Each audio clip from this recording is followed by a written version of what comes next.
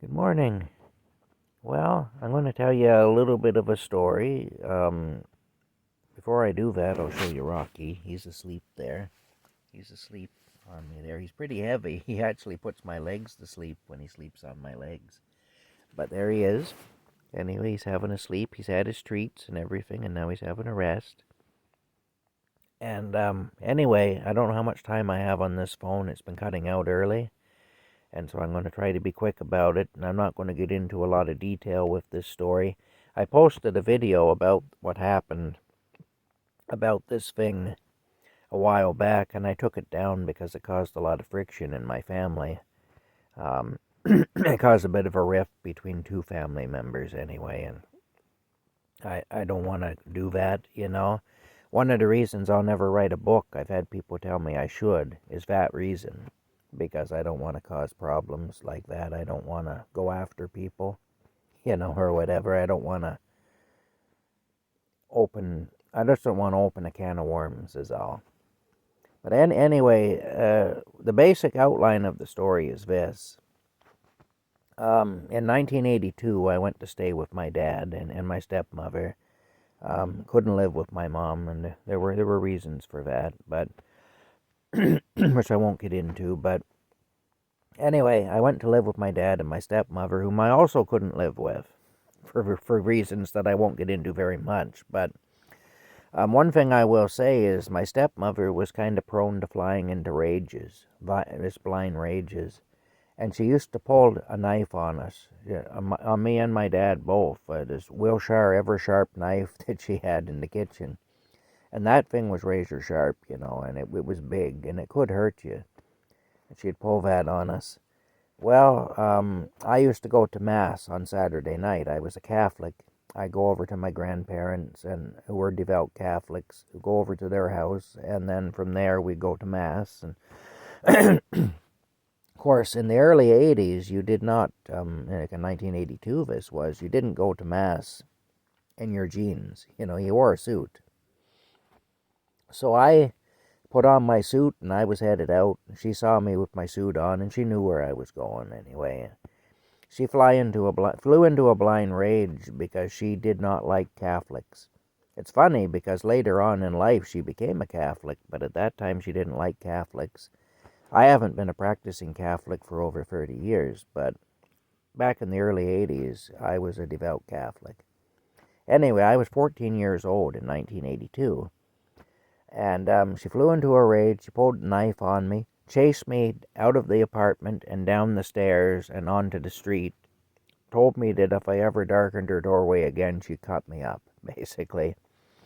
So I had to go to my grandparents, where I was going there anyway, but I told them the story, and they basically said, you can't go back there, like the woman is unstable, whatever. She's crazy and dangerous by the looks of things, and so they kept me there for the time being until we could figure something out. Now, my stepmother called the Children's Aid, and I don't know what she told them, but she must have told them her version of events, which wasn't true. And she had a habit of doing that too.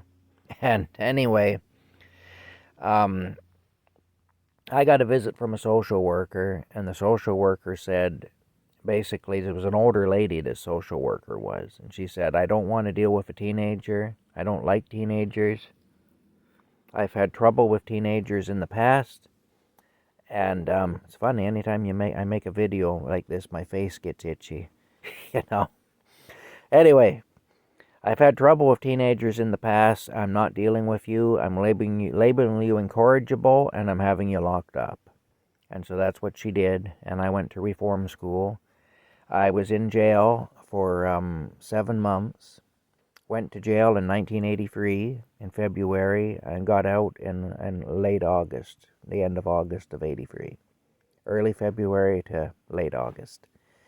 So I was there for 7 months. Wasn't a nice place. Lots of bad stuff happened there. I'm not going to get into details about that. I did in the video that I deleted. I'm not going to do that this time. But basically, that is part of my story anyway. I did serve 7 months in a provincial reformatory in 1983.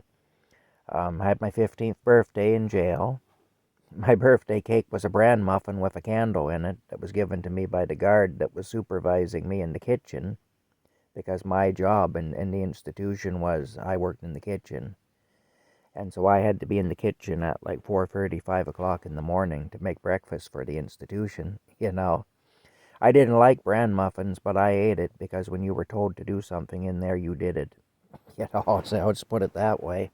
Or you'd be really badly hurt if you didn't. So when that was put in front of me, I choked it down because I thanked the man, and I choked it down because I knew to do otherwise would not be good.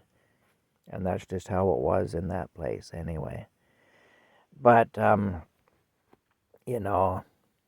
sure his intentions were good, but still, that's just how it was. You did not, whatever you got, you were grateful for it, at least outwardly, even if you didn't want it, and you didn't complain, because anything like that would get you into serious trouble, and serious trouble would mean violence, and you didn't want violence. So that's just the mentality of a place like that.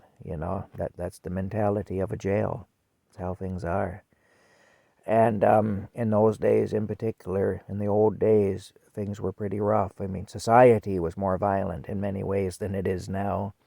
Now society's more cowardly, really.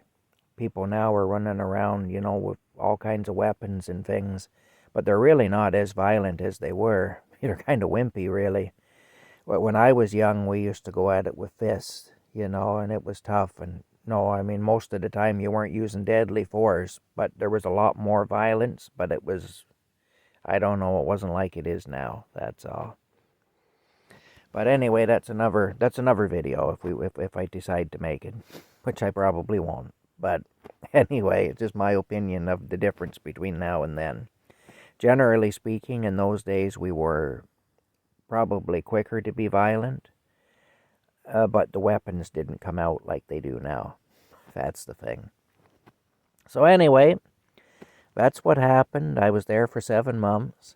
I got released from there, went back to my dad's place with my stepmom, and of course that didn't work out.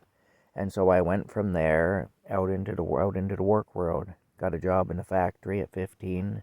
Worked 4 to midnight in a wire factory in my hometown, and went to high school in the day. Got my high school diploma. And yeah, that's how it goes.